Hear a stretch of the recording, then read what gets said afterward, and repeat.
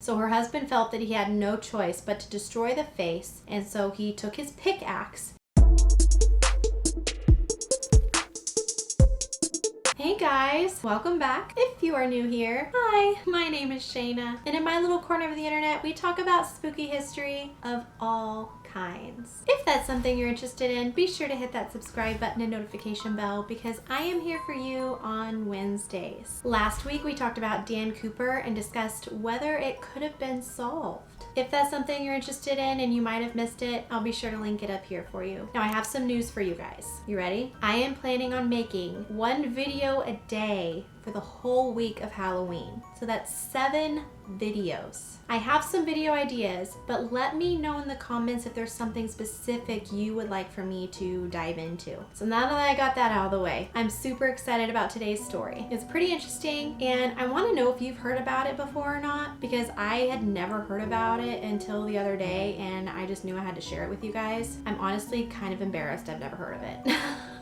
But today we're going to be talking about the Belmez Faces. Now there's a lot of names in here and words that I'm most likely going to mispronounce. Just bear with me, okay? It all starts back in 1971 in Belmez de Moraleda. And this is a small village in Spain, and the village has approximately 2,000 people. Now Maria lived in a home there in that village with her husband and son. And one day Maria was in her kitchen when she noticed a very strange stain that looked like a very disturbing face that had appeared on the concrete floor. And Maria had tried to scrub the face, but nothing seemed to work. So her husband felt that he had no choice but to destroy the face, and so he took his pickaxe and busted the floor where the face was. They ended up laying new concrete in hopes that the faces would not appear again, but they did exactly 1 week later, and these so-called stains would appear to move in different positions. Now, as you can imagine, something this crazy doesn't stay secret for very long, especially in a small village. Neighbors would stop by and try to inspect this strange phenomenon that was going on. And it didn't take long for the family's home to become a very well-known place in their community. But it seemed that Maria and her family didn't want the attention. They just wanted the nightmare to end. They wanted the faces to go away. Now the family had planned to tear the floor up again, but before they could, the mayor actually stepped in, and he declared that the site be excavated to study. And can you imagine that something so crazy was going on in your home that the mayor himself would declare that whatever was going on in your house be studied? Very interesting. Experts in parapsychology rushed to the home in efforts to figure out where these faces were coming from and why they were appearing. So they decided to tear up the floor and dig under the home to see if they could find anything. But what they uncovered shocked everyone. They actually found human remains. That's right, skeletons. Some were unfortunately decapitated, but skeletons nonetheless. The researchers concluded that some of the skeletons were dated back to the 13th century, so very old. After they found the skeletons, they gave them all a proper burial in a local cemetery. They then put new concrete floor in, and everyone assumed that with the skeletons out, the phenomenon would stop because the bodies were properly buried, so a new floor was put in. Makes sense, right? But they were wrong. Very, very wrong. 2 weeks later, another face that was very different from the other ones began to show. After this, a full-scale investigation came about by the Spanish Institute of Ceramics and Glass. The researchers took pictures and mapped out the floor of the home before covering it in a cloth and sealing it with wax to prevent tampering. They even had a local notary to stand witness as the room was sealed. So you can tell they really wanted to solve this.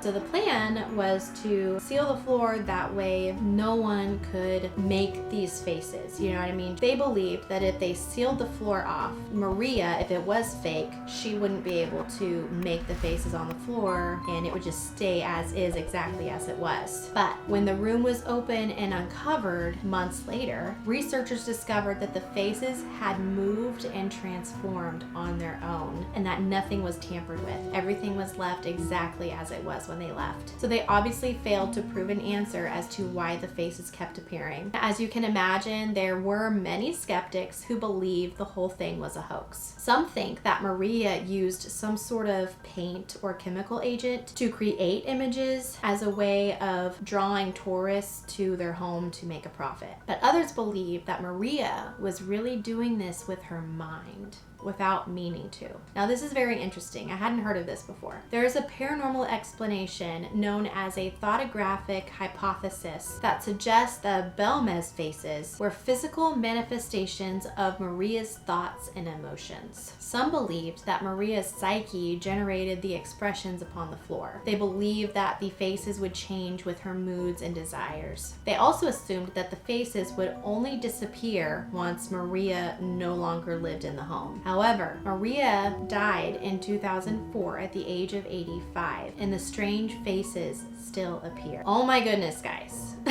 It's a super crazy story, right? I have not heard of this one before. And I personally think the house is haunted. And just because the bodies were moved doesn't really mean that the place will stop being haunted, you know what I mean? But honestly, I want to know what you guys think. I'm really kind of wondering why, like, I should have looked this up. If you guys look it up, let me know. But I'd like to know how long Maria and her family lived in that house before the faces started showing up, because it's really weird. These skeletons that were buried under the house, 13th century old skeletons, would just randomly start showing faces one year. That's kind of strange, don't you think? You get what I'm saying here? But I really want to know what you guys think. A lot of people think it's haunted, other people think it's a hoax, but I don't know. I mean, the faces are still happening now, even though she's died. Who knows? But honestly, if it's not a hoax, if it is true, I don't blame the family for not wanting the faces in their homes. They're pretty creepy looking for sure. But I hope you guys enjoyed this story. If you did, be sure to give me a like, and don't forget to subscribe and hit that notification bell, because I upload every Wednesday at 10 a.m. And don't forget about my Halloween